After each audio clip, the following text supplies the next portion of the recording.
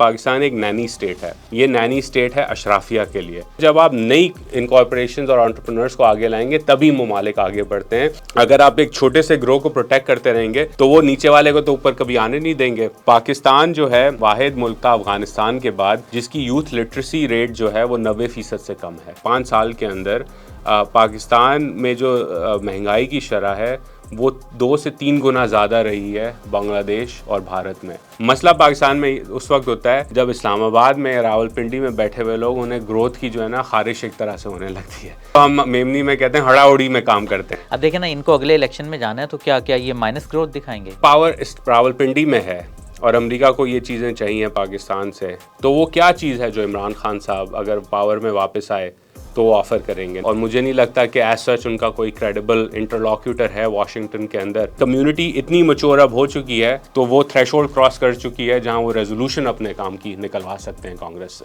پاکستان میں اس وقت ایکس بین ہے تو کیا Starlink which is owned by Elon Musk will block X which is also owned by Elon Musk. تو آپ کے گھر میں اگر بھی آرام سے پیسے آ رہے ہوں کوئی دے رہا ہو تو آپ اتنی فکر نہیں کرتے کہ کل کیا ہوگا. مورل ہیزرڈ پرابلم کہتے ہیں کہ آپ کی عادت لگ چکی ہے کہ کوئی نہ کوئی بیل آؤٹ کر دے گا. گاڑی جو ہے وہ ٹھنڈی ہو گئی, آپ اس کو اوور ڈرائیو کریں گے تو گرم واپس ہو جائے گی کیونکہ ریڈیٹر میں مسئلہ ہے. ڈالر کی قیمت کم کرنی ہے ہمیں, پیٹرول کی قیمت کم کرنی ہے ہمیں, الیکٹرسٹی کی قیمت کم کرنی ہے. نہیں, پہلی چیز آپ نے جو کرنی ہے وہ مارکیٹ کے اندر ریفارمز لے کے آنے ہیں جس کے نتیجے میں پھر 3-4 سال بعد قیمتیں کم ہوں گی. وہ لوگ جو بل دیتے ہیں یا تو گھر والے یا کارپوریشنز انڈسٹری کے اندر لوگ یا کمرشل وہ برڈن اٹھا رہے ہیں تقریباً 20% لاسز کا. تو کسی بھی ملک کے اندر آپ کے گھر کے اندر بھی یہ بات نہیں چلے گی کہ جو ہے وہ 20% برڈن آپ کسی اور کا اٹھائیں. انارکلی بازار کے اندر جو تاجر ہے وہ جو کروڑوں کما رہا ہے اس کے اوپر ٹیکس نہیں لگ رہا. انڈیا کا شہر پونا پورے سندھ سے زیادہ ریل اسٹیٹ ٹیکس کلیکٹ کرتا ہے. اب ایک انویسٹر ہے وہ دیکھ رہا ہے کہ یار میں نے ایک کانٹریکٹ یہاں والا سائن کیا تھا, ریاست پاکستان اس سے تو مکر گئی, مجھے بلا کے جو ہے ری نیگوشیٹ کروا لیا اور اب کہہ رہی ہے یہ والا اثاثہ بھی خرید لو. پہلے آپ نے رینٹ سیکنگ کی عادت لگا لی ڈومیسٹکلی بھی اپنی انڈسٹری میں اور ایکسٹرنلی بھی کہ آپ کو امداد ملتی رہے مغرب سے.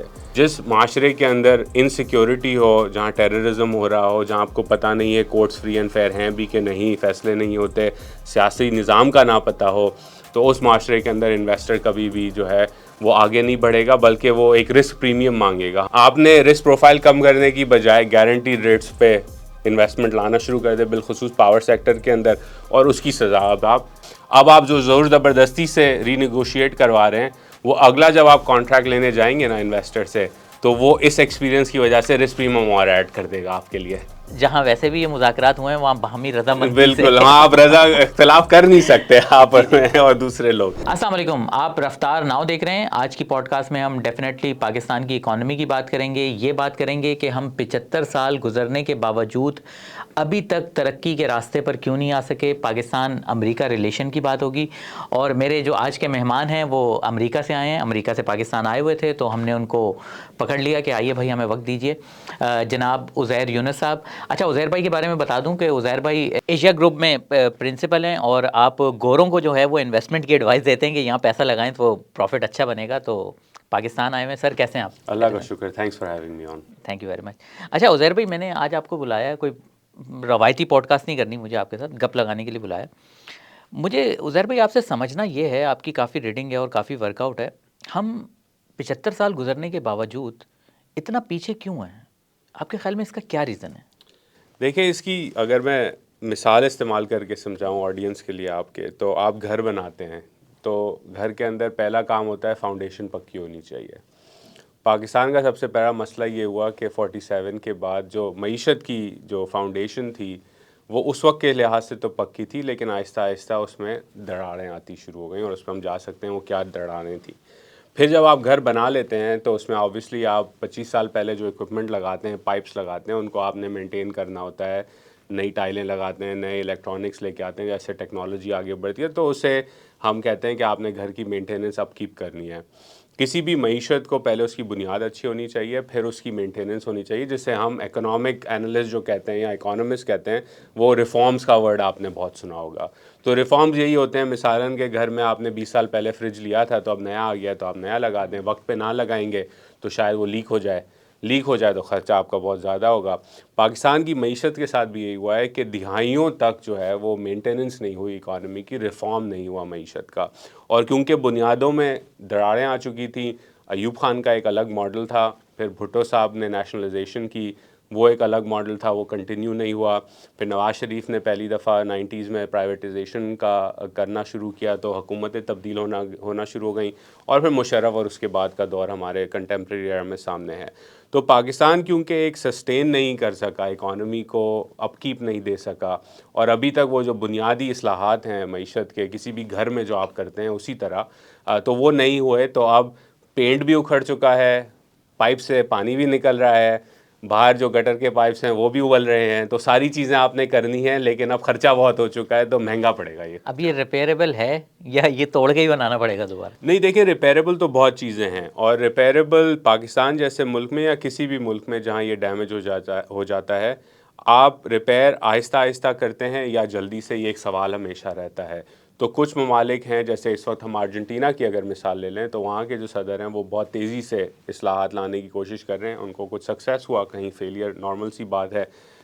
بنسبت اس کے 90s میں جو انڈیا نے نرسمہا راؤ کی گورنمنٹ اور منموہن سنگھ صاحب جن کا انتقال ہو گیا, انہوں نے شروعات کی, تو وہ ایک سٹیڈی فلو سے 90s سے ریفارم چلا اور آج تک وہ چلتا جا رہا ہے. ابھی تھوڑا کم ہو گیا اس کا مومنٹم, تو دونوں طرف ہو سکتا ہے. بنیادی سوال یہ نہیں ہے کہ آپ نے کس طرح کرنا ہے, بنیادی سوال یہ ہے کہ آپ نے اپنی اشرافیہ کو اور اپنے عوام کو پریپیئر کیسے کرنا ہے کہ ایک لمبا سفر ہے, اور اس لمبے سفر کے اندر حکومتیں اگر تبدیل بھی ہو جائیں تو کچھ بنیادی چیزوں پہ ہمیں اصلاحات کرتے رہنا چاہیے. مگر عزیر بھائی جب ہم ارلی 50s میں دیکھتے ہیں تو ہماری پرفارمنس اتنی بری تو نہیں تھی, مطلب اگلے 10-15 سال تک ہم نے اتنا برا پرفارم نہیں کیا. کہاں کس سٹیپ پہ ہم نے غلطی کی جس کے بعد سے یہ اس طرف آ گئے؟ دیکھیں, وہ جو شروعات کی جو پرفارمنس تھی اس کی دو بنیادی وجوہات جو تھی وہ یہ تھی کہ ایک تو پاکستان کو امداد آ رہی تھی, پاکستان سیٹوں سینٹوں میں داخل ہوا, اور امریکہ اور مغرب کی سپورٹ پاکستان کے پاس بہت زیادہ تھی. دوسرے ممالک بھی اس میں تھے شامل, ترکی جیسے ہو گیا, ساؤتھ کوریا ہو گیا, اسرائیل آفٹر اٹس فاؤنڈنگ ہو گیا, تو ان کو مغرب نے بہت سپورٹ کیا. Pakistan was one of the recipients. تو وہ جب آپ کے پاس امداد آ رہی تھی تو اس کو آپ نے لگایا, آپ نے انسٹیٹیوشنز بنایا, اریگیشن پلانز کیا, ایسیٹرا ایسیٹرا, تو گروتھ بہت زیادہ ہوئی. اب اس کے نتیجے میں جو ڈاؤن سائڈ ایفیکٹ آیا ایوب خان کی یہ گروتھ ماڈل کا, وہ یہ تھا کہ ایک طرف بنگلہ دیش آئسولیٹ ہو گیا کیونکہ اسے ایک کالونی کی طرح ویسٹ پاکستان نے ٹریٹ کیا, اس کی ریسورسز لگا کے یہاں انڈسٹریلائزیشن میں استعمال ہوتی تھیں فار ایگزامپل.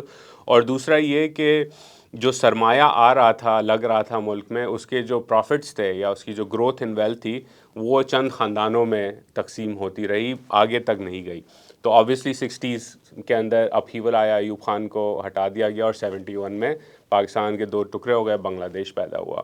یہ پہلا ایشو تھا کہ آپ کا جو گروتھ ماڈل تھا, رینٹس آ رہے تھے, ان کو لگایا بھی گیا, گروتھ بھی نظر آئی, لیکن اندر سے جو ہے وہ دیمک کھا رہی تھی ملک کو ایک طرح سے. صحیح, یعنی کہ ہم یہ کہہ سکتے ہیں کہ پیسہ غلط جگہ لگ رہا تھا, ہم نے انڈسٹری کی طرف نہیں لگایا, کوئی اور وہ نہیں کی ہم نے. نہیں, انڈسٹری کی طرف تو لگایا پیسہ, اور پیسہ لگ بھی صحیح طرح رہا تھا, لیکن اس کے ساتھ ساتھ جو اپ کیپ اور مینٹیننس کرنی تھی وہ ہم نے صحیح طرح نہیں کی معیشت کی.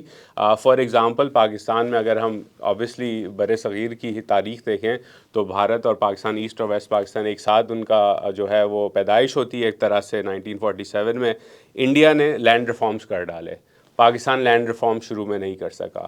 انڈیا نے آئین بنا دیا, پاکستان آئین نہیں بنا سکا. تو یہ بنیادی جو چیزیں ہوتی ہیں کسی بھی معیشت کے اندر, اس کا جوڑ جو ہے وہ سیاست اور آپ کے ملک کے اندر جو ریسورسز ہیں اس کی ڈسٹریبیوشنز کے ساتھ بہت زیادہ ہوتا ہے. تو جب ہم وہ نہیں کر سکے تو ایک گروتھ سپرٹ تو ملا پاکستان کو, لیکن وہ سسٹین نہیں کر پایا. اس لیے نہیں کر پایا کہ ہم نے انویسٹمنٹ غلط کی, وہ اس لیے نہیں کر پایا کیونکہ جو سوشل کانٹریکٹ تھا سیاست کا اور معاش کا, سوسائٹی کا, وہ اتفاق رائے سے نہیں ہوا تھا.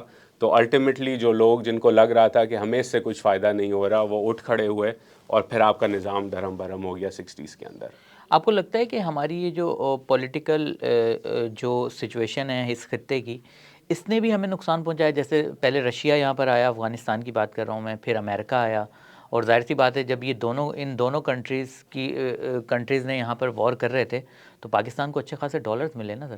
تو آپ کو لگتا ہے کہ ہم نے اس کے اوپر ریلائی کیا اور اس کو بھی صحیح سے نہیں لگا پائے کہیں پہ؟ بالکل، اس کو اگر آپ صحیح بھی لگا لیتے تو اس کے اندر ایک ایشو آتا ہے رینٹ سیکنگ کا، کہ آپ کی عادت خراب ہو گئی. ہماری جو پاکستان کی شروع سے معیشت کی عادت ہو گئی وہ بن گئی کہ باہر سے امداد آئے گی کسی جیو پولیٹیکل کانٹیسٹ کی وجہ سے. پہلے سیٹو سینٹو، پھر افغان جہاد، اور پھر 9/11 کا دور فار ایگزامپل. تو آپ کو جب وہ پیسے مل رہے تھے تو آپ کے گھر میں اگر بھی آرام سے پیسے آ رہے ہوں، کوئی دے رہا ہو، تو آپ اتنی فکر نہیں کرتے کہ کل کیا ہوگا. اور جب وہ ختم ہو جاتے ہیں تو کیوس ہو جاتا ہے گھر کے اندر. تو پاکستان کے ساتھ بھی یہ ہوا کہ وہ جو عادت تھی وہ خراب ہو گئی، اور وہ خراب عادت ابھی تک چلی آ رہی ہے. آپ نے دیکھا ہوگا پچھلے IMF پروگرام کے اندر بھی، ایٹ لیسٹ میں جب پاکستانی ڈیسیجن میکر سے بات کرتا تھا کہ بھائی آپ دیوالی کے قریب جا رہے ہیں، آپ کی پالیسی کیا ہے، تو وہ جب کانورزیشن 10-15 منٹ بعد اختتام یہ ہوتا تھا کہ وہ ہمیں کبھی دیوالیاں ہونے نہیں دیں گے، we are too big to فیل.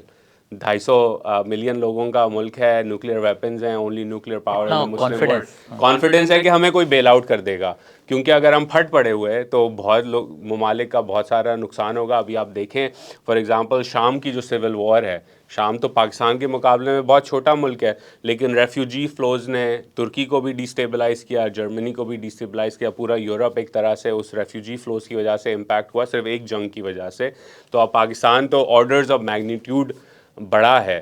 تو ان کی سوچ پاکستان میں بالخصوص اسلام آباد اور راولپنڈی کے اندر وہ یہ ہے کہ دے ول بیل اس آؤٹ. تو جب آپ کو پتہ ہے کہ کوئی نہ کوئی آپ کو بیل آؤٹ کر دے گا، تو اسے اکنامکس میں مورل ہیزرڈ پرابلم کہتے ہیں، کہ آپ کی عادت لگ چکی ہے کہ کوئی نہ کوئی بیل آؤٹ کر دے گا، تو آپ وہ چیزیں کرتے نہیں ہیں جن سے وہ جو مسئلہ ہے وہ ریزالو ہو. تو عزیر بھائی پھر اب ہم کیا درست سمت میں آ گئے ہیں؟ ابھی آپ اکانومی کے نمبرز آپ بھی دیکھ رہے ہوں گے، اور میرے خیال میں تو نمبرز اچھے آ رہے ہیں. تو آپ کو لگتا ہے کہ اب ہم رائٹ پاتھ پر آ گئے ہیں؟ رائٹ پاتھ پہ اس طرح سے آ گئے ہیں. میں اسے کہتا ہوں کہ پاکستان اس وقت سٹیبل انسٹیبلٹی کا شکار ہے. یعنی کہ بنیادی انسٹیبلٹی موجود ہے، یہ ٹیبل ہے، اس ٹیبل کے اندر اگر ڈس بیلنس ہے تو نیچے میں گتا لگا دوں تو ٹیبل سٹیبل ہو جائے گی، لیکن اصل میں نہیں ہے وہ سٹیبل. وہ گتے اگر تھوڑا سا کمزور ہوا یا کسی نے زور لگایا تو ٹیبل الٹ سکتی ہے کسی بھی وقت، رائٹ. اسی طرح پاکستان کا جو معاشی اور سیاسی نظام ہے اس وقت وہ سٹیبلائز تو ہو چکا ہے، لیکن بنیادی طور پہ وہ استحکام اس میں نہیں ہے. یعنی کہ معیشت کے اندر آپ دیکھ رہے ہوں گے اسٹاک مارکیٹ اوپر ہے، مہنگائی نیچے آ گئی، انٹرسٹ شرائح سود کم ہو گئی، انٹرسٹ ریٹ کم ہو گیا. لیکن یہ وہ ساری چیزیں ہیں جو پاکستان پہلے بھی ایکسپیرینس کر چکا ہے، ہر IMF پروگرام میں ایکسپیرینس کرتا ہے. اب سوال یہ ہے کہ آپ 1-1.5 یا 2% پہ گرو کر رہے ہیں. کیا پاکستان کی معیشت اس وقت اگر کسی طرح 4-5-6% کی گروتھ پہ چلی جائے تو کیا وہ اس میں استحکام رہے گا؟ میرے نزدیک نہیں رہے گا، کیونکہ بنیادی ایشوز ابھی بھی موجود ہیں. گاڑی جو ہے وہ ٹھنڈی ہو گئی، آپ اس کو اوور ڈرائیو کریں گے تو گرم واپس ہو جائے گی، کیونکہ ریڈیٹر میں مسئلہ ہے مثلاً، میں یہ کہہ رہا ہوں. تو اگر وہ اصلاحات نہیں کرتے اور 2025 اس سال کے اندر یا اگلے سال بھی حکومت وقت سمجھتی ہے کہ اب ٹائم آ گیا ہے کہ ہم گروتھ جنریٹ کریں معیشت کے اندر، تو وہی مسئلوں کا شکار انہیں ہوگا جو 2017 میں ہم نے دیکھا اور جو پینڈیمک کے بعد ہم نے دیکھا تھا. تو اگر ہمیں گروتھ جنریٹ کرنی ہے تو اس میں دیکھیں سب سے پہلے تو حکومت کو، مجھے یہ لگتا ہے کہ ہمارے پاور ٹیرف کو کم کرنا پڑے گا، ٹیکسز کو کم کرنا پڑے گا. تو کیا حکومت اس پوزیشن میں ہے کہ یہ مطلب سٹیپ لے پائے؟ کیونکہ انڈسٹری لگے گی تو گروتھ ہوگی نا. میں بالکل آپ سے اگری کرتا ہوں. پہلی پرائیورٹی ہونی چاہیے پاکستان کے اندر پاور سیکٹر ریفارم. پرائس کم کرنا جو ہے وہ اس کا آؤٹ کم ہے. اگر مسئلہ پاکستان میں یہ ہے کہ پہلی چیز جو کہتے ہیں ہمیں قیمت کم کرنی ہے، ڈالر کی قیمت کم کرنی ہے، ہمیں پیٹرول کی قیمت کم کرنی ہے، ہمیں الیکٹرسٹی کی قیمت کم کرنی ہے. نہیں، پہلی چیز آپ نے جو کرنی ہے وہ مارکیٹ کے اندر ریفارمز لے کے آنے ہیں، جس کے نتیجے میں پھر 3-4 سال بعد قیمتیں کم ہوں گی. مثال کے طور پہ اس وقت پاکستان کا جو گریڈ کا کنزیومر ہے، بالخصوص وہ لوگ جو بل دیتے ہیں، یا تو گھر والے یا کارپوریشنز، انڈسٹری کے اندر لوگ یا کمرشل، وہ برڈن اٹھا رہے ہیں تقریباً 20% لاسز کا. رفلی میں بال پارک فگر دے رہا ہوں. کیپیسٹی پیمنٹ بھی شامل ہے. کیپیسٹی پیمنٹ بھی شامل ہے، اس میں چوری چکاری بھی شامل ہے، اس کے اندر ٹرانسمیشن کے لاسز بھی شامل ہیں. تو کسی بھی ملک کے اندر، آپ کے گھر کے اندر بھی یہ بات نہیں چلے گی کہ جو ہے وہ 20% برڈن آپ کسی اور کا اٹھائیں. خاندان میں بھی نہیں چلے گی، دوستی میں بھی نہیں چلے گی، معیشت میں بھی یہی ہوتا ہے.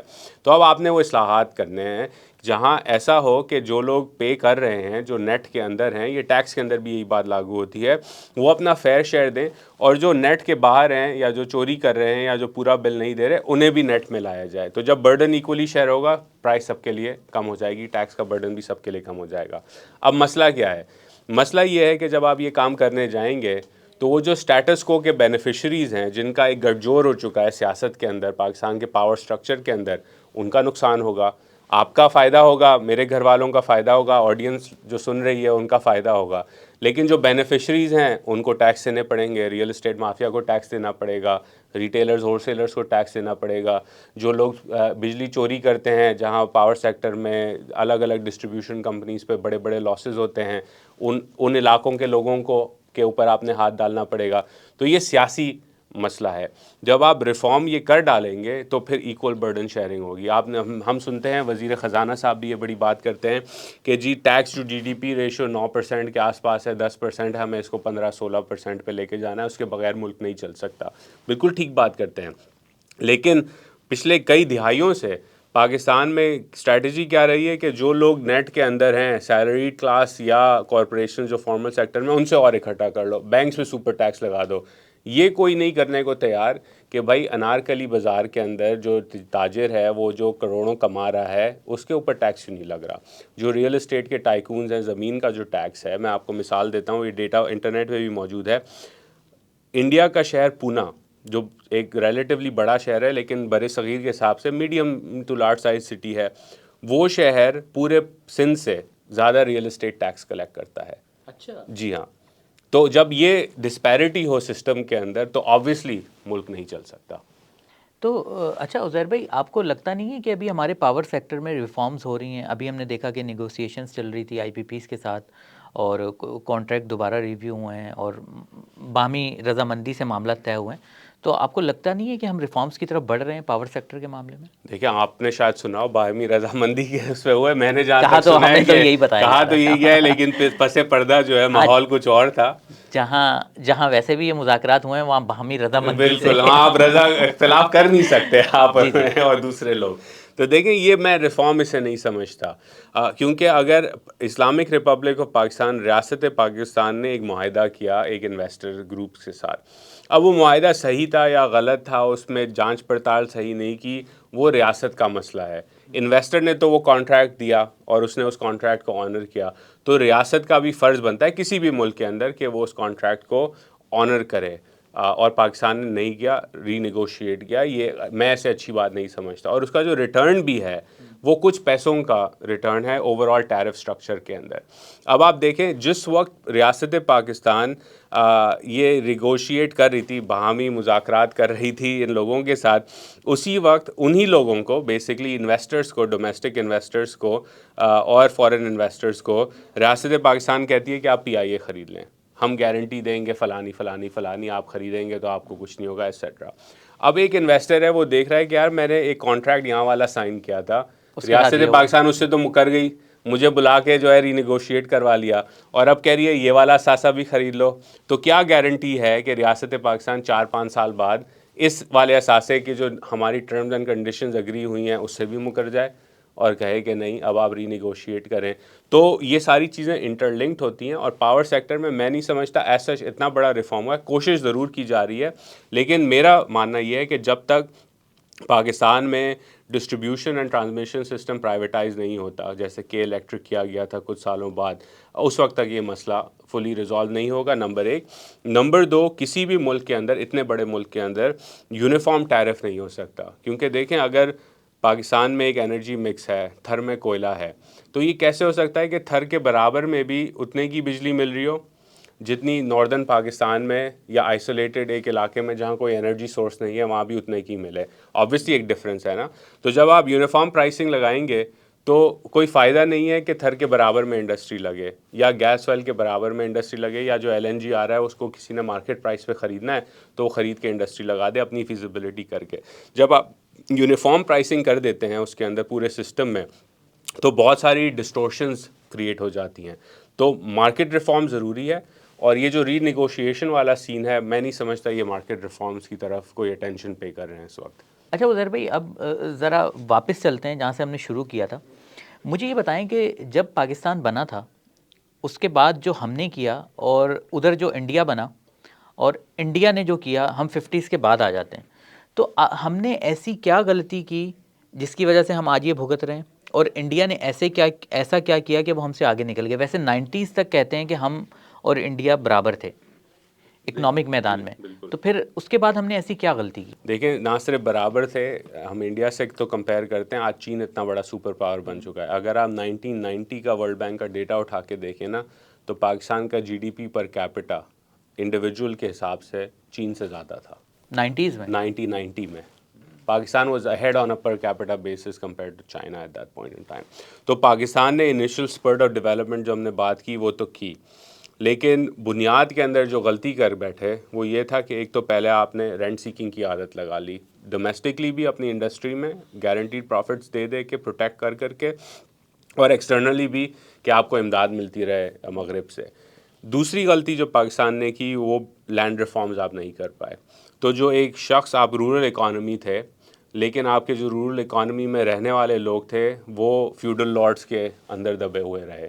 آپ نے ان کو ایجنسی نہیں دی کہ وہ اپنا انٹرپرینوریل اسپرٹ جو ہے وہ آگے لا سکیں, تو وہ آپ نے نہیں کیا, انڈیا نے وہ کر ڈالا. تیسرا یہ کہ آپ نے لانگ ٹرم انویسٹمنٹس نہیں کی اپنے ہیومن ٹیلنٹ کے اندر. انڈیا نے ابھی بھی ریلیٹیولی کمپیئر ٹو پاکستان بہتر کیا, لیکن کمپیئر ٹو چین وہ بہت پیچھے ہیں اپنی بیسک ایجوکیشن میں. آپ بہار دیکھ لیں, اتر پردیش دیکھ لیں, وہاں بھی حال کافی خراب ہے. وہ تو ساؤتھ انڈیا میں زیادہ کمپیریٹیولی انڈیا کے اندر ڈیولپمنٹ زیادہ ہیومن ہوئی ہے. انویسٹمنٹ سے مطلب آپ کا ایجوکیشن اور ہیلتھ پہ ہم نے نہیں کیا. ایجوکیشن, ہیلتھ, بچوں کی پڑھائی, اسٹنٹنگ, خواتین کا انکلوژن لانا ایٹسیٹرا, تو بھارت نے وہ کر ڈالا. اور اس کے ساتھ ساتھ بھارت نے اپنے higher education systems particularly technical engineering side پہ آئی آئی ٹیز کے تھرو بہت انویسٹ کیا. پاکستان اس اسکیل پہ نہیں جا سکا. تیسری غلطی یہ ہوئی. ہم کیا کر رہے تھے اس وقت؟ ہم بیٹھے ہوئے تھے مدد. پاکستان جو ہے وہ بس رعایت دے رہا تھا اپنے ممالک, اپنے سبسڈیز دے رہا تھا, اور اب آبویسلی ایک ڈومیسٹک پولیٹیکل گیم چل رہی تھی, ہر دہائی میں چل رہی تھی, تو وہ فوکس نہیں تھا. لینڈ ریفارمز آپ نے کیے نہیں تھے, تو وہ جب لوکل گورننس جو پاور لینڈ ریفارمز کے تھرو آتی ہے ایک انڈیویجول کے اندر, ایک کمیونٹی لیول پہ, وہ آپ کے پاس نہیں آ سکی, تو آپ لیگ کرتے گئے. پوری نسل جو ہے آپ کی نسل در نسل جو ہے وہ بیکورڈ رہی اس وجہ سے. اور آخری چیز جو ہوئی وہ افغان جہاد کے بعد سے شروع ہوئی کہ آپ نے اپنے ریاست اور معاشی اور سوسائٹل ڈھانچے کے اندر ریڈیکلائزیشن کا زہر اپنے اندر خود انجیکشن لگا دیا. نکالنے گئے تھے دوسروں کو لگانے, آ گیا اپنے اندر, اور اس کی وجہ سے جو آپ کے اندر کانفلکٹ ابھرا جو ابھی تک چل رہا ہے اس ملک کے اندر, اس نے بڑا نقصان کیا. کیونکہ اگین فارن انویسٹر ہو یا ڈومیسٹک, اس کو سیکیورٹی سب سے پہلی چاہیے. سیکیورٹی کانٹریکٹ کی, سیکیورٹی زندگی کی, سیکیورٹی پراپرٹی کی. تو جس معاشرے کے اندر انسیکیورٹی ہو, جہاں ٹیررزم ہو رہا ہو, جہاں آپ کو پتہ نہیں ہے کورٹس فری اینڈ فیئر ہیں بھی کہ نہیں, فیصلے نہیں ہوتے, سیاسی نظام کا نہ پتہ ہو, تو اس معاشرے کے اندر انویسٹر کبھی بھی جو ہے وہ آگے نہیں بڑھے گا, بلکہ وہ ایک رسک پریمیم مانگے گا. ہم جب بات کرتے ہیں, آپ نے انٹروڈکشن میں کہا کہ میں گوروں کو انویسٹمنٹ ایڈوائز دیتا ہوں, تو ہم ہمیشہ دیکھتے ہیں کہ ریٹ آف ریٹرن کے اندر اگر لیٹس اسیوم ایک انویسٹر کہہ رہا ہے اس آٹو پلانٹ کے مجھے منیمم 10% پر ایئر ریٹرن چاہیے ایکوٹی پر اپنی جو میں انویسٹمنٹ لگا رہا ہوں. اب وہ کہے گا امریکہ میں 10% چاہیے, بھارت میں 13-14% چاہیے, پاکستان میں 20% چاہیے. کیوں چاہیے؟ کیونکہ وہ ایک رسک پریمیم مانگ رہا ہے. وہ پریمیم جو ہے ڈفرینس 10 سے 20% کا, 10% ایکسٹرا, پرسنٹیج پوائنٹس ایکسٹرا, وہ یہ ہے وہ ان سب چیزوں کو اکاؤنٹ کرنے کے لیے کہ بھائی کل حکومت گر جائے, ڈالر ٹوٹ جائے, کیپٹل فلوز پہ یہ تو بیسک رول ہے, ہائی رسک ہائی پروفٹ. بالکل. تو پاکستان میں کیونکہ رسک پروفائل پاکستان کی نیچے نہیں آئی, تو اس وجہ سے انویسٹرز نے ہائی ریٹرنز مانگے. آپ نے رسک پروفائل کم کرنے کی بجائے گارنٹیڈ ریٹس پہ انویسٹمنٹ لانا شروع کر دے, بالخصوص پاور سیکٹر کے اندر, اور اس کی سزا اب آپ کیپیسٹی پیمنٹس وغیرہ کی صورت میں بھگت رہے ہیں. آپ کہتے ہیں کانٹریکٹ صحیح نہیں تھا, وہ کانٹریکٹ اس لیے اوپر تھا کیونکہ رسک پریمیم آپ کا زیادہ تھا. اب آپ جو زور زبردستی سے ری نیگوشیٹ کروا رہے ہیں, وہ اگلا جب آپ کانٹریکٹ لینے جائیں گے نا انویسٹر سے, تو وہ اس ایکسپیرینس کی وجہ سے رسک پریمیم اور ایڈ کر دے گا آپ کے لیے, کیونکہ وہ تو کہے گا کہ یہ بھی ہو سکتا ہے, تو اب اور پریمیم ایڈ کرو ریٹرن کے لیے. صحیح.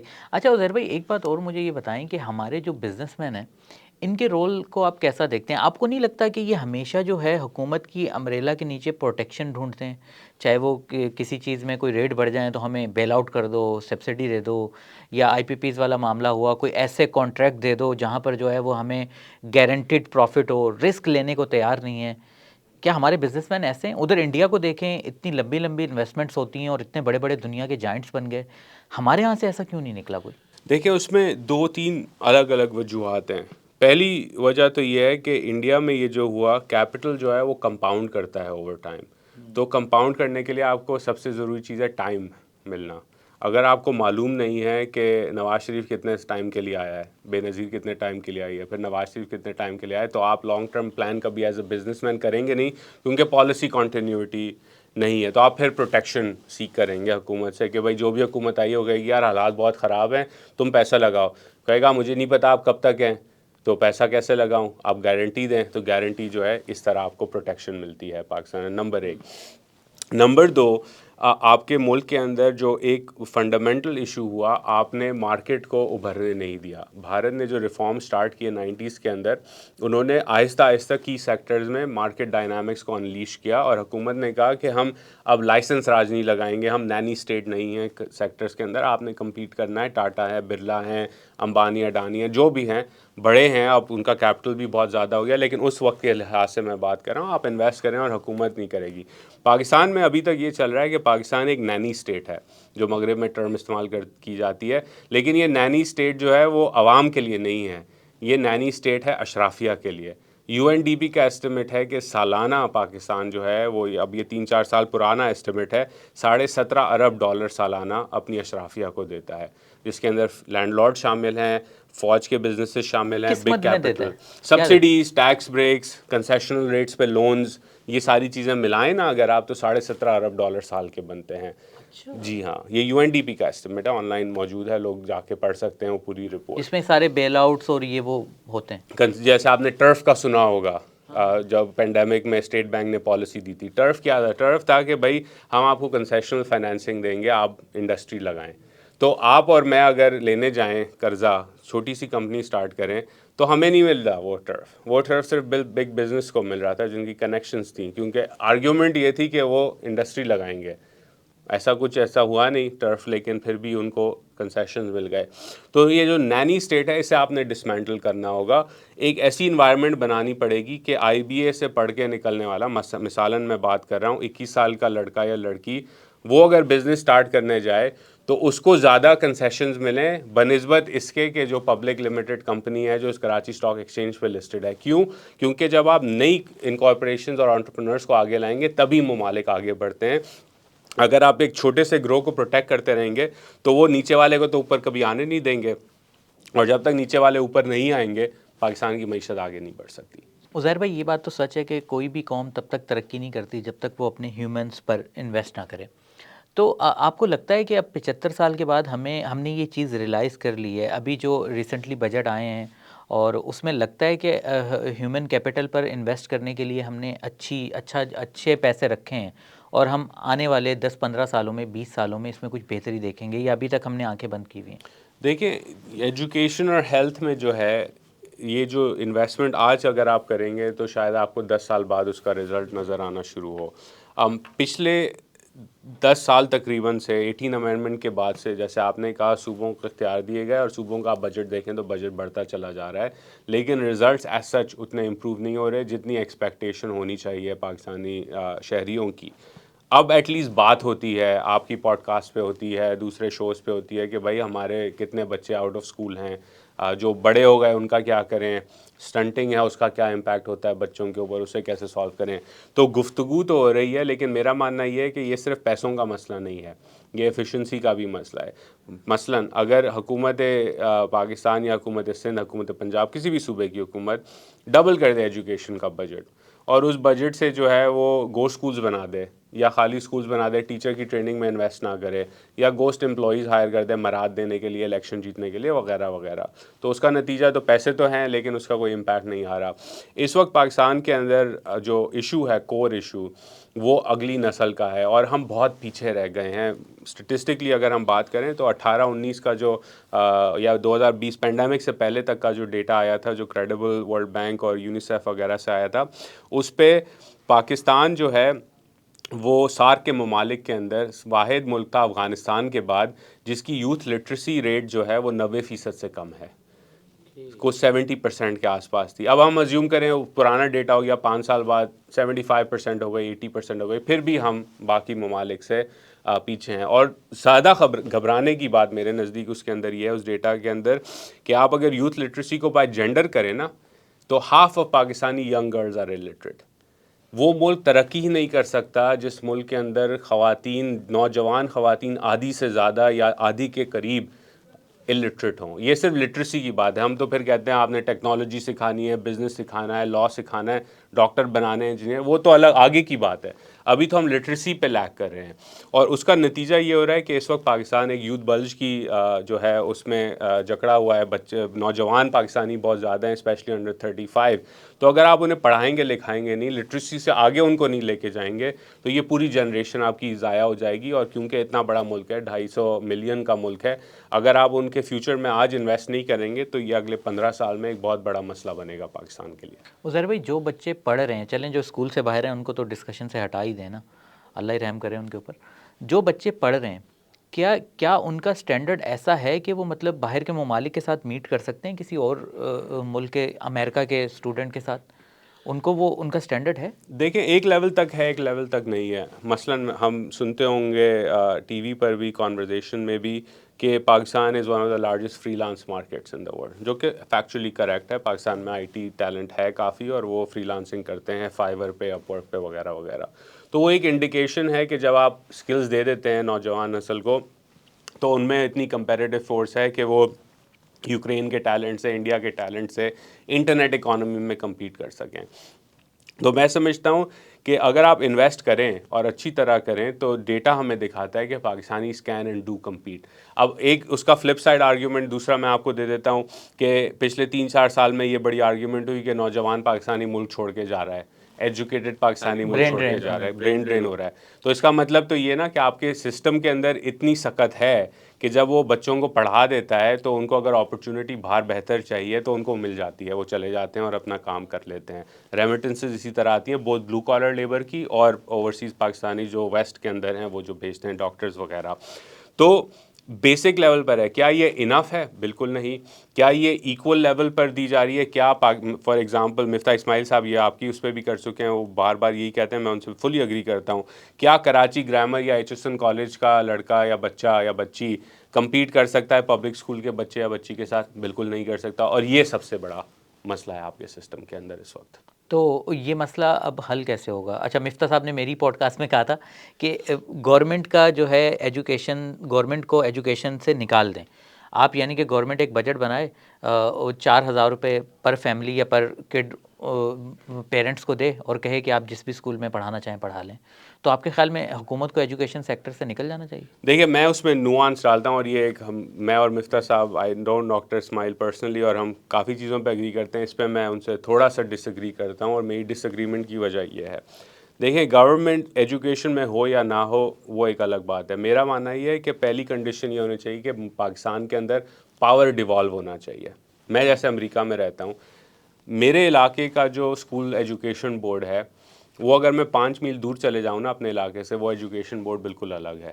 یعنی کہ ایجوکیشن پالیسی میرے علاقے کی بالکل الگ ہوگی. وہاں ایجوکیشن اسکول بورڈ کا الیکشن ہوگا میرے علاقے کا، اور جو ایجوکیشن بورڈ پہ لوگ بیٹھے ہوئے ہیں وہ میرے 5 یا 2 مائل کے ریڈیس کے اندر رہتے ہیں، وہاں سے الیکٹ ہوتے ہیں.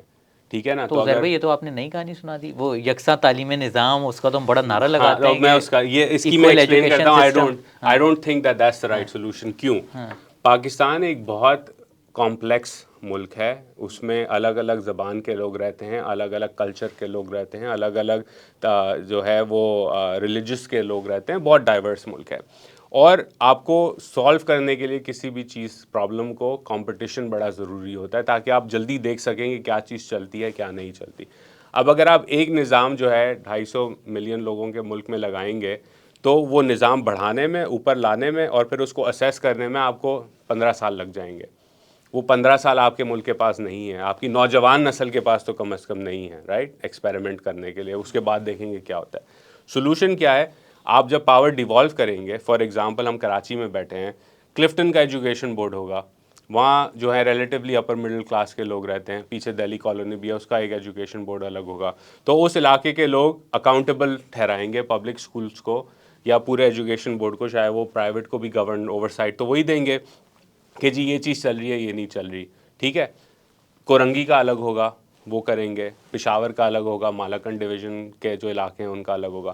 اس سے ہوگا یہ کہ لوکل اونرشپ ہوگی اسکولز کی، طلباء کی، ان کے خاندان کی اور ٹیچرز کی کہ جی ہمیں اس طرح سسٹم چلانا ہے. اب وہ سسٹم نہیں چلے گا اور ڈیوالوڈ ہے پاور, تو آپ کی اکاؤنٹیبلٹی بھی بڑی جلدی ہوگی. یہ نہیں ہوگا کہ آپ نے ایم این اے صاحب کے پاس جانا ہے, ایم این اے صاحب کہیں گے پارلیمان میں ایجوکیشن کی کمیٹی یعنی کہ میں بیٹھے گی جتنا اور آپ کی پھر بات کو فیصلہ ہوگا. سمجھاؤں, آپ یہ کہہ رہے ہیں کہ اس کو لوکل باڈیز کی طرز کا کرتے ہیں ہم, مگر لوکل باڈیز کے یہاں پہ مسئلے حل نہیں ہو رہے, نالیوں کے, سڑکوں کے, کھڈوں کے, یہ پھر تعلیم بھی ان کو دے دیں گے تو سر پھر. اسی لیے میں کہتا ہوں کہ ڈیولوشن آف پاور سب سے بڑی ضرورت ہے پاکستان میں, کیونکہ اس وقت آپ کے سیاسی نظام کا مسئلہ یہ ہے کہ چاہے وہ ایم پی اے ہو یا ایم این اے ہو, وہ کام یونین کاؤنسلر کے اس سے لوگ ایکسپیکٹ کرتے ہیں.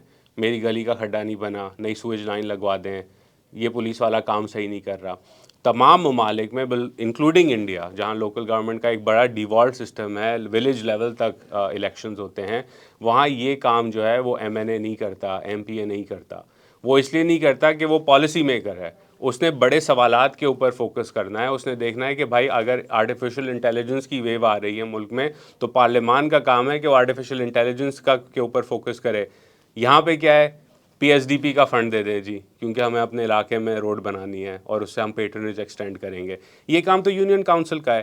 اس کا پھر لنک جو ہے ڈیولوشن آف پاور کا آپ کی ٹیکس پالیسی پہ آتا ہے, ایجوکیشن پہ آتا ہے, بیسک ہیلتھ کیئر پہ آتا ہے, وغیرہ وغیرہ. تو جب تک آپ یہ نہیں کریں گے, آپ اتنے کمپلیکس ملک کے اندر پرابلمز جو ہیں وہ سالو نہیں کر پائیں گے. اب بات آتے ہیں واؤچر والی جو آپ نے بات کی تھی, اس کے اندر جب آپ اگر اسیوم کریں کہ ڈیولوشن ہو گئی اور کمپٹیشن آ گیا پولیٹیکل کہ آپ نے کس سسٹم پہ چلنا ہے, تو ہو سکتا ہے کچھ علاقوں میں پاکستان میں ووٹر فیصلہ کرے ہمیں واؤچر پہ جانا ہے, یہ تو ہم ٹھیک ہی نہیں کر سکتے. کچھ علاقوں میں لوگ فیصلہ کریں ہم تو پبلک اسکول کو ہی ٹھیک کریں گے. کچھ علاقوں میں ہو سکتا ہے کہ ہم ہائبریڈ کریں گے, آپ کے پاس چوائس ہے, 5,000 روپے کا واؤچر ہے, اگر آپ وہ استعمال کرنا چاہتے ہیں وہ کر لیں, اگر آپ پبلک اسکول میں جانا چاہتے ہیں وہ کر لیں. تو کمپٹیشن ہوگا. جب کمپٹیشن ہوگا تو آپ جیسے لوگ جو رپورٹنگ کرتے ہیں وہ جا کے رپورٹ کر سکیں گے کہ بھائی کہاں کیا چیز ہو رہی ہے. نکل گیا, وہ وہاں نکل گیا. ایجوکیشن ریسرچرز جائیں گے, وہ ڈیٹا کلیکٹ کریں گے, وہ دیکھیں گے کیا ہوگا. تو پہلی چیز, چاہے وہ پاکستان کی معیشت ہو, چاہے وہ پاکستان کی سیاست ہو, آپ نے کمپٹیشن انسرٹ کرنا ہے. اگر آپ کمپٹیشن انسرٹ نہیں کریں گے, چاہے وہ پاور سیکٹر ہو, پاکستان کی سیمنٹ انڈسٹری ہو, بینکنگ ہو یا ایجوکیشن ہو, کام آگے نہیں بڑھ سکتا. صحیح. عزیر بھائی واپس آتے ہیں اکانومی کی طرف. ہم ایک یہ خیال ہے کہ جب تک پاکستان میں بیرونی سرمایہ کاری نہیں آئے گی ہم ترقی نہیں کریں گے, ہماری اکانومی نہیں اٹھے گی.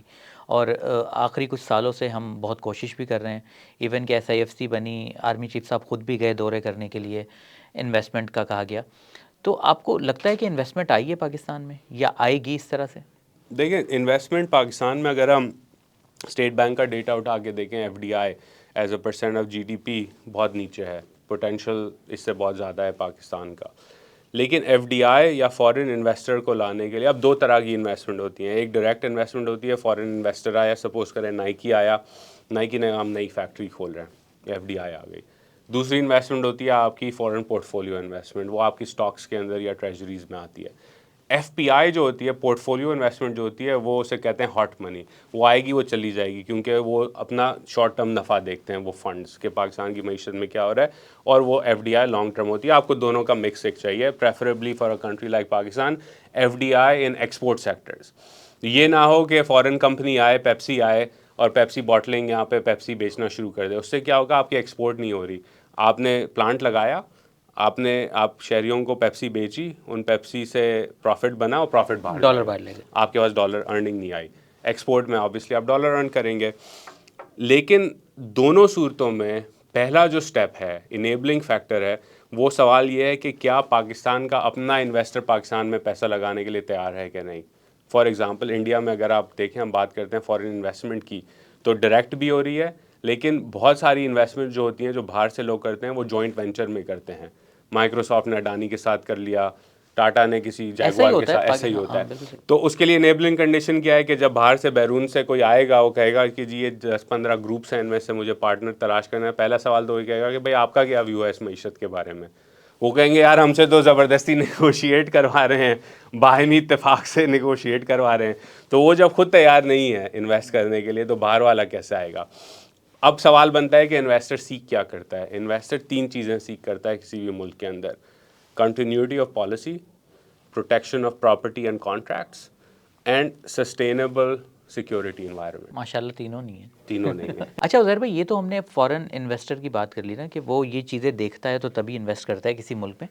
मुझे ये बताएं कि हमारे लोकल इन्वेस्टर क्यों इन्वेस्ट नहीं कर रहे, वो क्यों इतने डरे सहमे हुए हैं, जब अब तो SIFC बनी हुई है, अब तो मतलब पॉलिटिकल तौर पर भी जो है वो इस्तेहकाम नज़र आ रहा है, इतनी ज़्यादा मारा मारी नहीं है, मुज़ाकरात हो रहे हैं, तो वो क्यों इन्वेस्ट क्यों नहीं कर रहा? देखिए उसमें 2-3 वजूहात हैं। पहली वजह तो ये है कि इन्वेस्टमेंट का बटन लाइट के स्विच की तरह नहीं होता कि वो फ़ौरन ऑन हो जाए, फ़ौरन ऑफ हो जाए। जो हालात रहे हैं पाकिस्तान में पिछले 4-5 साल में, और उसकी वजह से जो तबाही मची है मईशत पे, उसकी वजह से इन्वेस्टर थोड़ी देर अभी साइड पे रहेगा। क्यों रहेगा? क्योंकि जो आपने पिछले टाइम पे कैपेसिटी इन्वेस्ट कर दी थी प्लांट्स के अंदर, मशीनरी के अंदर एक्सेट्रा, वो अभी तक आइडल पड़ी हुई है। आप इंडस्ट्रियल कंजम्पशन उठा के देख लें इलेक्ट्रिसिटी की, वो फ्लैट या डिक्लाइनिंग ट्रेंड पर है पाकिस्तान के अंदर। क्यों है? क्योंकि आपने बिजली बहुत ज़्यादा लगा दी, फिर मईशत की ऊपर नीचे सारा हाल बुरा हो गया, तो अब वो इलेक्ट्रिसिटी डिमांड नहीं आ रही मार्केट में, और महंगी भी हो चुकी है। तो इन्वेस्टर जो है वो इस वक्त पाकिस्तान में वेट कर रहा है कि पाकिस्तान की मईशत स्टेबलाइज और हो, और उसके बाद बिलखसूस पाकिस्तान की डोमेस्टिक मार्केट के अंदर जो पाकिस्तानी शहरी है उसके अंदर कोई सकत बढ़े पैसा खर्च करने की। क्योंकि अगेन अगर लोगों के हालात ही इतने बुरे हैं, मैं आपको स्टेटिस्टिक देता हूँ, it's a bit dated, but मैं जनवरी 2019 से ट्रैक कर रहा था पाकिस्तान का inflation data compare to Bangladesh and India. तो अगर हम 2024 तक का डेटा उठाएं, अर्ली 2024 तक का, 2019 से 2024 तक लेकर चाहिए 5 साल के अंदर पाकिस्तान में जो महंगाई की शरह है वो 2 से 3 गुना ज़्यादा रही है बांग्लादेश और भारत में।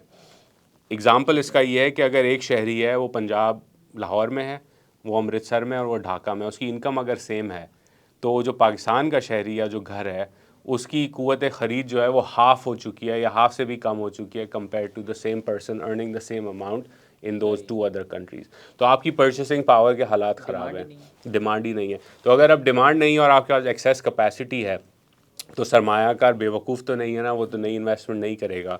तो अब ज़रूरत यह है कि पाकिस्तान के जो पॉलिसी मेकर्स हैं वो स्टेबिलिटी के पीरियड को और आगे बढ़ाएं, और मेरा मानना ये है कि उन्होंने सिर्फ 2 चीज़ें इंश्योर करनी है। ग्रोथ पे फोकस नहीं करना इस वक्त, क्योंकि हमने जैसे बात की ग्रोथ तो खुद आ जाती है, खुद आ जाती है। आपने 2 चीज़ों पे फोकस करना है।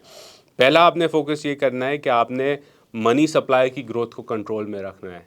अगर मनी सप्लाई बढ़ेगी तो इन्फ्लेशन वापस आएगी, जो कि हमने पिछले 3-4 साल में देखा है। मनी सप्लाई तो अब बढ़ेगी, इंटरेस्ट रेट कम हुए तो आपने फिर भी डेफिसिट साइड पे सरकार ने पैसा खर्च ज़्यादा नहीं करना, क्योंकि उससे वो लिंक है, क्योंकि डेफिसिट रन करेंगे फिर आप बैंकों से बोरो करेंगे एसेट्रा एसेट्रा, ये आपने नहीं करना। और दूसरी चीज़ आपने जो इंश्योर करनी है, बिलखसूस खाने पीने की अशिया की महंगाई को आपने कंट्रोल में रखना है, यानी कि आपकी एग्रीकल्चर पॉलिसी ऑन पॉइंट होनी चाहिए। ये फूड शॉक्स नहीं आने चाहिए। एग्रीकल्चर से तो अच्छी रिपोर्टें नहीं आ रही फिलहाल, बिल्कुल नहीं आ रही। तो ये 2 जब चीज़ें आप इंश्योर करेंगे तो होगा क्या कि आहिस्ता आहिस्ता लोगों की कुव्वत ख़रीद बढ़ेगी। फूड इन्फ्लेशन नीचे है तो लोगों के खाने पीने का खर्चा फ्लैट रहेगा। तो जब कुव्वत ख़रीद बढ़ेगी तो वो खुद ब खुद बाकी चीज़ें लेना लगेंगे, और then good things happen, because Pakistan is a very big country, as I said 250 million people. इसके अंदर आपको ज़्यादा छेड़छाड़ करने की ज़रूरत नहीं है ग्रोथ जनरेट करने के लिए। मसला पाकिस्तान में उस वक्त होता है जब इस्लामाबाद में, रावलपिंडी में बैठे हुए लोग, उन्हें ग्रोथ की जो है ना ख़ारिश एक तरह से होने लगती है। वो ना करें, बेसिक चीज़ों को फोकस में रखें और आहिस्ता आहिस्ता रिफॉर्म करें। किस तरफ? इस तरफ कि आपके एक्सपोर्ट्स बढ़ सकें, और हम बात कर सकते हैं कि वो क्या चीज़ें हैं जिनसे एक्सपोर्ट्स बढ़ेंगे। बट मनी सप्लाई कंट्रोल करें, फूड इन्फ्लेशन कंट्रोल करें, अगले 18 से 24 महीने के लिए इकॉनमी खुद ब खुद जो है वो आगे बढ़ने लगेगी पाकिस्तान की। उज़ैर भाई, अगर हम ग्रोथ को फ़िलहाल अपने दिमाग से निकाल दें, मगर ये भी तो एक मसला है ना, हमारी आबादी जो है वो 2.5% के हिसाब से बढ़ रही है। तो आबादी बढ़ रही है, उधर से आप कह रहे हैं कि फ़िलहाल चलें ग्रोथ भी जनरेट नहीं करें, तो फिर सर फिर तो हमारी GDP माइनस ही हो गई ना। एक तरह से हो गई माइनस। अगेन आपने जो व्यू लेना है पाकिस्तान के माशी इस्तेकाम और उसके फ्यूचर का, वो लॉन्ग टर्म व्यू आपने लेना है। हमारा मसला ये रहा है कि हर क्राइसिस में पाकिस्तान के पॉलिसी मेकर्स और पाकिस्तान के जो डिसीजन मेकर्स हैं वो हर चीज़ जल्दी में, जैसे मैं मेमन हूँ तो हम मेमनी में कहते हैं हड़ाउड़ी में काम करते हैं। अब देखें ना, इनको अगले इलेक्शन में जाना है तो क्या क्या ये माइनस ग्रोथ दिखाएंगे? वोट नहीं मिलेगा इनको? माइनस ग्रोथ अभी टाइम है ना, मैंने जैसे कहा अभी तो 1 साल हुआ है, 24 महीने आप ये फोकस रखें, आपके पास स्पेस आहिस्ता आहिस्ता बनेगा। गोल ये होना चाहिए कि हमें एक 10 ईयर विजन चाहिए। आपने अपने घर की रिपेयर मुरम्मत जो है वो पिछले 30-40 साल से नहीं की है। یہ نہیں ہو سکتا کہ آپ جلدی جلدی پینٹ لگائیں, مہمان آ رہے ہیں جلدی جلدی پینٹ لگاؤ, بھائی لگا تو دیا, یہ بھی ہو سکتا ہے کہ وہ پینٹ کے پیچھے جو پائپ ہے وہ پھٹ جائے جب مہمان آپ کا بیٹھا ہو گھر کے اندر, یہ بھی تو آپ نہیں چاہتے نا, تو آپ آہستہ آہستہ کام کریں گے. اس وقت یہ سیاسی مسئلہ ضرور ہے, اور اسی لیے پاکستان کے اندر پارلیمان کے اندر سیاسی قوتوں کے اندر اور باقی قوتوں کے اندر اتفاق رائے ضرور ہونا چاہیے کہ پاکستان کی معیشت اور پاکستان کی جو سوسائٹی ہے وہ ایک لانگ ٹرم ویژن ڈیمانڈ کرتی ہے, اور وہ ویژن جو ہے وہ انہی اداروں اور سیاسی پارٹیوں سے آنا ہے. اگر نہیں آئے گا تو حالات اور خراب ہوں گے. عزیر بھائی اب ذرا امریکہ کی بات کر لیتے ہیں. امریکہ سے آپ آئے ہیں تو امریکہ کو آپ سے بہتر کون بتا سکتا ہے؟ ٹرمپ صاحب کو جتوا دیا ماشاء اللہ آپ لوگوں نے. امریکہ کو بہتر میرے سے کوئی نہیں جانتا, یہ بات نہ کہلواتے ہیں. دیکھیں ٹرمپ کی جو جیت ہوئی ہے ایک طرح سے پی ٹی آئی والے کیوں خوش ہیں سر؟ کیونکہ انہوں نے, ان کا ویو جو رہا ہے وہ یہ ہے کہ جو بائیڈن کی انتظامیہ نے جو ہے پہلے تو رجیم چینج کیا, اور اس کے بعد جتنی بھی انگیجمنٹ انہوں نے کی واشنگٹن کے اندر وہ انہوں نے چینج نہیں کی اپنی پالیسی پاکستان. واقعی بائیڈن صاحب نے کیا ہے رجیم چینج؟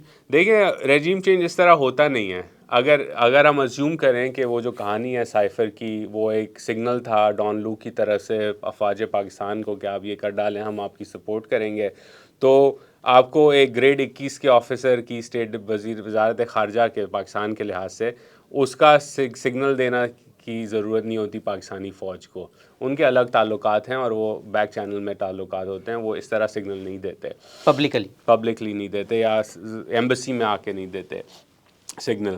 دوسرا جہاں تک ان کا ویو ہے کہ پاکستان, انہوں نے جتنی کوشش کی بائیڈن انتظامیہ نے ایک اپنی پالیسی اپنائی پاکستان اور پاکستان کی فوج کی طرف, وہ ان کا ٹھیک ویو ہے کہ انہوں نے ریزولوشنز بھی پاس کروائیں, کانگریس میں انگیج بھی کیا, اور اس کا نتیجہ کچھ ایز سچ نہیں نکلا from a policy change point of view. اس کی وجہ بڑی سمپل سی ہے, فارن پالیسی جو ہے وہ ایگزیکٹو کا ڈومین ہے, اور صدر کی اور ان کی انتظامیہ کی ایک پالیسی ہے پاکستان کے نزدیک کہ وہ نہ تو پاکستان کے زیادہ قریب آنا چاہتے ہیں, نہ پاکستان کو جو ہے وہ زیادہ ڈیسٹیبلائز کرنا چاہتے ہیں. ان کے اپنے چھوٹے موٹے کام ہیں پاکستان سے جو وہ کرنا چاہتے ہیں, اور کیونکہ وہ سارے کام ہو رہے تھے تو there was no need to change anything with regards to Pakistan. میرا ماننا یہ ہے کہ اسٹرکچرلی اسپیکنگ اس ٹرمپ کی ایڈمنسٹریشن میں بھی ایسی ایز سچ امریکہ میں کوئی تبدیلی نہیں آئے گی structurally for Pakistan U S relations. کچھ چیزوں پہ مارجنل موو ہو, کچھ چیزوں پہ شاید ڈونلڈ ٹرمپ عمران خان صاحب کے بارے میں کچھ کہہ دیں جیسے رچرڈ گرنل آج کل کہہ رہے ہیں, لیکن اس سے زیادہ کیا بات ہوگی مجھے نہیں لگتا, کیونکہ امریکہ میں جو پالیسی میکنگ کا پروسیس ہے فارن پالیسی اسٹیبلشمنٹ میں وہ کافی کمپلیکس ہے. اس میں کافی گروپس کا, کافی لوگوں کا انپٹ آتا ہے, اور ان تمام لوگوں کے جو انٹرسٹس ہیں اس وقت وہ یہ ڈیمانڈ کرتے ہیں کہ پاکستان میں ایسا زیادہ انٹروین نہ کیا جائے. پاکستانی کمیونٹی نے پیسہ دیا ہے, کیمپینز کے دونوں طرف دیا ہے, بالخصوص ڈونلڈ ٹرمپ کی کیمپین کو کچھ پاکستانی امریکنز نے دیا ہے جو کہ پی ٹی آئی کے حامی ہیں, لیکن ان the grand scheme of things وہ اتنا زیادہ پیسہ نہیں ہے جس کی وجہ سے آپ کو کوئی ویٹو پاور مل جائے. میں ایک ایگزامپل دے دیتا ہوں. ایک جو آپ جب ڈونیشن دیتے ہیں کسی بھی پارٹی کو ایک ہائی لیول پر, بڑے لیول پر, تو آپ کو ایک طرح سے ایمبیسڈر کی پوزیشن کی پک کرنے میں جو ہے وہ مدد ہوتی ہے. آپ کر سکتے ہیں, سجیسٹ کر سکتے ہیں, بیکاز اے پولیٹیکل اپوائنٹمنٹ آپ کہہ سکتے ہیں. اگر پی ٹی آئی اور پی ٹی آئی کے جو حمایتی ہیں اوورسیز پاکستانیز, انہوں نے اگر اتنا پیسہ لگایا ہے تو وہ اپنا ایک ایمبیسڈر بھجوا دیں اسلام آباد, ہمیں پتہ چل جائے گا ایمبیسڈر کون آتا ہے. کیوں بلوم صاحب کا تو ختم ہو چکا ہے ٹائم, تو ہم دیکھ لیں گے, ایویڈنس آ جائے گا کچھ مہینوں میں کہ کیا وہ اپنا ایمبیسڈر لگا سکتے ہیں پاکستان میں یا نہیں. اچھا, تو آپ کو لگ رہا ہے کہ جو ٹرمپ صاحب اگر آ بھی جائیں گے تو اس سے پاکستان کی سیاسی صورتحال پر کچھ زیادہ اثر نہیں پڑنے والا؟ زیادہ اثر نہیں پڑے گا. اور اگین انالیسس کے لیے ہم دیکھیں نا, ٹرمپ کے بارے میں کہا جاتا ہے ہی از اے ٹرانزیکشنل پرسن, یعنی وہ اسٹریٹجک اتنا نہیں دیکھتے کون دے رہا ہے کون لے رہا ہے, ان کا حساب کتاب بڑا سمپل سا ہوتا ہے. اب ہم دیکھیں پاکستان امریکہ تعلقات میں امریکہ پاکستان سے چاہتا کیا ہے. وہ چاہتا ہے کہ پاکستان کا جو نیوکلیئر میزائل ڈیولپمنٹ پروگرام ہے وہ کنٹین کیا جائے. یہ دہائیوں سے امریکہ کی پالیسی ہے ریگارڈلیس آف ریپبلکنز اور ڈیموکریٹس. وہ ایک حد تک چاہتے ہیں پاکستان میں بالخصوص ڈیموکریٹ سائڈ پہ کہ جمہوری نظام جو ہے وہ آگے بڑھے, لیکن جارج بش کے زمانے میں بھی تھوڑا یہ تھا ان کا ایکسپورٹنگ ڈیموکریسی کا ایجنڈا. وہ چاہتے ہیں پاکستان میں دہشت گرد گروہوں پہ کنٹرول رکھا جائے, یا افغانستان میں کچھ ہو رہا ہے تو اس کا امپیکٹ اتنا زیادہ نہ ہے کیونکہ اس سے پھر آپ کے لنکیجز ہیں گلوبل جہادی موومنٹ کے, تو وہ زیادہ نہ ہو. اور وہ چاہتے ہیں کہ پاکستان جو ہے وہ کسی طرح، اور یہ پاکستان کے جو سعودی اور اماراتی دوست ہیں وہ بھی یہ چاہتے ہیں کہ پاکستان اوورٹلی جو ہے وہ ایرانی کیمپ میں جا کے کھڑا نہ ہو جائے اور اسے ہم پوزیشن کریں. اینڈ فائنلی وہ چاہتے ہیں کہ پاکستان فلی جو ہے وہ چائنا کی کلائنٹ اسٹیٹ نہ بن جائے اور ان کا پارٹنر نہ بن جائے، امریکہ کا بھی ایک کردار ہے. ان تمام ایشوز کے اندر اگر ہم ریئلسٹک انالیسس کریں پاکستان کی پولیٹیکل اکانومی کا، ڈیسیجن میکنگ پاور اور ایگزیکیوشن پاور اسلام آباد میں نہیں، راولپنڈی میں ہے. تو اگر پاور راولپنڈی میں ہے اور امریکہ کو یہ چیزیں چاہیے پاکستان سے، تو وہ کیا چیز ہے جو عمران خان صاحب اگر پاور میں واپس آئے تو وہ آفر کریں گے؟ نمبر 1. نمبر 2، اگر ہم 18 سے 22 تک کا ان کا دیکھیں پرفارمنس ان ایشوز کے اوپر، تو وہ تو آلٹرنیٹ مسلم بلاک بنانا چاہتے تھے ترکی اور ملیشیا وغیرہ کے ساتھ. وہ چین کے زیادہ قریب آنا چاہتے تھے، وہ روس کے زیادہ قریب آنا چاہتے تھے، وہ انڈیا سے حامی نہیں تھے ایک طرح سے پیس کرنے میں، اور وہ ایک نیشنلسٹ پاکستانی پالیسی جس کے اندر طالبان کی ریہیبلیٹیشن پاکستان نرم کے گوشہ اندر رکھتے تھے اسے نرم گوشہ رکھتے تھے. تو یہ ساری چیزیں جب ڈسکس ہوں گی نیشنل سیکیورٹی کونسل میں، CIA میں، ڈیفنس ڈپارٹمنٹ میں، اسٹیٹ ڈپارٹمنٹ میں، تو وہ ساری چیزیں صدر کو بتائی جائیں گی، اور پھر صدر ظاہر سی بات ہے وہ اپنے ایڈوائزر سے پوچھیں گے کہ بھائی یہ سب چیزیں جب ایشوز ہیں تو عمران خان ہمیں کیا دے رہا ہے. اب سوال بنتا ہے کہ کیا PTI کمیونیکیٹ کر سکتی ہے کہ ہم یہ چیزیں آپ کو آفر کرتے ہیں؟ اور مجھے نہیں لگتا کہ ایز سچ ان کا کوئی کریڈیبل انٹرلاکیوٹر ہے واشنگٹن کے اندر، کیونکہ خان صاحب تو یہاں جیل میں ہیں. زلفی بخاری صاحب جو قریب سمجھے جاتے ہیں وہ لنڈن میں ہوتے ہیں. PTI USA کا ایک کانفلکٹ ابھی ہمیں نظر بھی آ گیا سینکشنز کے معاملے پر کہ کیا تھا between PTI US and PTI Pakistan.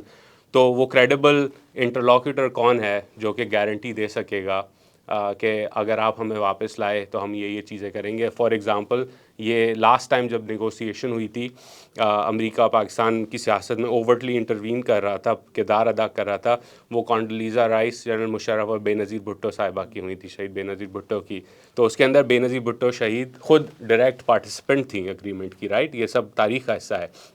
تو سوال بنتا ہے کہ خان صاحب کا کون ہے انٹرلاکیوٹر جو وہ کریڈیبلی آفر کر سکے کہ ہم یہ چیزیں آپ کے لیے کریں گے؟ آبویسلی وہ پبلک میں تو بات نہیں آئے گی، اور امریکہ سمجھے کہ اس کے پاس اتنی کریڈیبلٹی ہے کہ وہ خان صاحب جیل میں ہیں، اس کے باوجود خان صاحب اس کی بات سے اتفاق کرتے ہیں.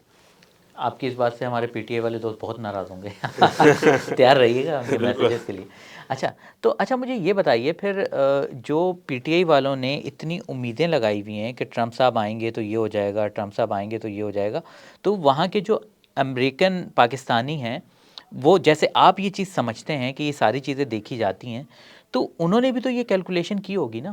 وہ پھر یہاں پر کیا مس گائیڈ کر رہے ہیں PTI کو؟ یہ ایک ماحول سا بن گیا ہے کہ اب ٹرمپ صاحب آ گئے اب سب حل ہو جائے گا، عمران خان بھی آ جائیں گے، تو کیا مس گائیڈ کر رہے ہیں یا وہ بھی مطلب خوش خیالی میں ہے بس؟ نہیں دیکھیں، ایک طرح سے ہر امریکہ میں ہر ڈایاسپرا جو ہے اس کی ایک پولیٹیکل لرننگ کا پروسیس ہوتا ہے کہ آپ کس طرح، پہلے تو آپ امریکہ آتے ہیں، اپنا گھر بار بساتے ہیں، پھر کمیونٹی بساتے ہیں، پھر آپ آہستہ آہستہ امریکہ کی سیاست میں داخل ہوتے ہیں. یہ صرف یونیک ٹو پاکستان نہیں ہے، یہ ہوا امریکہ میں انڈینز کے ساتھ بھی، اس سے پہلے جوئش کمیونٹی کے ساتھ بھی، جو پاکستان میں لوگ بھول جاتے ہیں. فار ایگزامپل کہ until the 1960s and 70s یہودیوں کو امریکہ کے اندر وال اسٹریٹ پہ نوکری نہیں ملتی تھی، بیکاز وہ جو اینٹی سیمیٹک سینٹیمنٹ تھا وہ بڑا مین اسٹریم تھا وال اسٹریٹ کے اندر اور لیگل پروفیشن کے اندر امریکہ کے. آئرش کمیونٹی بھی اسی ایکسپیرینس سے گزری. تو جب آپ پولیٹیکل لرننگ میں انٹر کرتے ہیں اور آپ پالیٹکس میں انفلوئنس کرنے کی کوشش کرتے ہیں، تو کہیں آپ کو سکسیسز ہوتے ہیں، کہیں آپ کو اپنی لرننگ ہوتی ہے، اور کہیں آپ لڑائی ہار جاتے ہیں.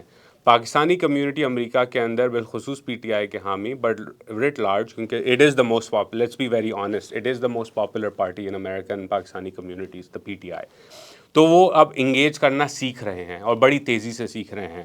اس کا ایویڈنس یہ ہے کہ 5-6 سال پہلے پاکستانی کمیونٹی امریکہ میں کانگریس کے اندر ریزولوشن پاس کرانے کی کیپیسٹی نہیں رکھتی تھی. اب انہوں نے وہ کام کروایا. اب وہ سیکھ رہے ہیں کہ یہ سسٹم چلتا کیسے ہے، اس کے اندر ہمارا کردار کیا ہوگا. آہستہ آہستہ وہ سیکھیں گے کہ ہل پہ آپ موبلائز کر سکتے ہیں، ایک particular point of view, resolutions لا سکتے ہیں. ریزولوشن سے مشکل ہوتا ہے کہ آپ ایک لا لائیں، میگنٹسکی ایکٹ کی طرح کا، فار ایگزامپل جو روس کے اوپر لوگوں نے لگوایا صدر پوٹن کے ارلی اس کے اندر دور کے اندر. وہ اور مشکل کام ہے ہل کے اوپر. اس کے لیے آپ نے جوڑ توڑ کرنی پڑتی ہے سینٹ میں, کانگریس میں. یہ اگلا لائحہ عمل ان کا ہوگا سیکھنے کا کہ امریکی نظام کیسے چلتا ہے. اور فارن پالیسی میں بالخصوص آخری جو چیز آپ نے لرن کرنی ہوتی ہے وہ یہ ہوتی ہے کہ کیونکہ فارن پالیسی ایگزیکٹو کا ڈومین ہے, اس کے اندر ایک پورا الگ بیوروکریٹک سسٹم ہے جسے آپ نے سمجھنا ہوگا, جس کے اندر آپ نے انویسٹ کرنا ہوگا through researchers, through connections in Washington D C etcetera, اور اس کے بعد آپ ایک بڑے لمبے عرصے تک اگر انگیج کریں گے تو پالیسی چینج ہوگی. فار ایگزامپل انڈین امریکنس کی میں آپ کو ایگزامپل دیتا ہوں کہ جو جارج بش کے زمانے میں nuclear accord, civil nuclear deal sign ہوئی بھارت اور امریکہ کے درمیان, وہ اچانک دن رات کے اوور نائٹ اندھیرے میں نہیں آئی باہر اور وہ سائن ہو گئی. کافی سالوں کی محنت تھی انڈین امریکنس کی, جو لوگ بھارت سے امریکہ میں قریب تعلقات چاہتے تھے, انہوں نے اس پہ کام کیا اور کام کرتے رہے, اور جب موقع ملا پھر ہوا.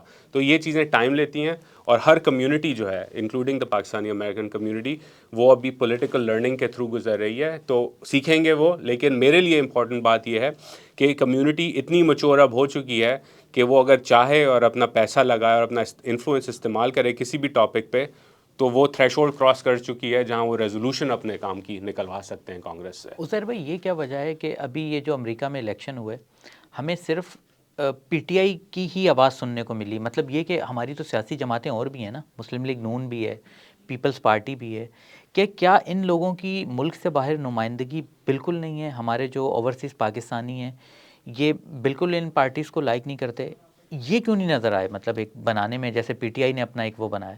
دیکھیں, ایک حد تک نمبر ون ایشو یہ رہا کہ پی ٹی آئی کا ایک ایڈوانٹیج تھا, اور وہ ایڈوانٹیج تھا عمران خان, اور ہے.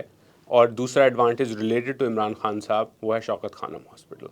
اس کی فنڈ ریزنگ کی وجہ سے ایک پوری کمیونٹی میں جو ہے رسپیکٹ ہے خان صاحب کی, and by extension P T آئی کی. باقی پارٹیز کا وہ انفراسٹرکچر اور وہ آرگنائزیشن نہیں ہے. فار ایگزامپل آپ اگر ٹویٹر پہ ایکس پہ چلے جائیں تو آپ کو پی T I U S A کے چیپٹرز ایکٹیو ملیں گے, ان کے صدر آپ کو ایکٹیو ملیں گے, میٹنگز کرتے ہوئے, یہ کرتے ہوئے. باقی پارٹیز کا ایز سچ اتنا کوئی انفراسٹرکچر نہیں ہے, انہوں نے انویسٹ ہی نہیں کیا اس کمیونٹی کے اندر. تو نمبر ایک یہ ایشو.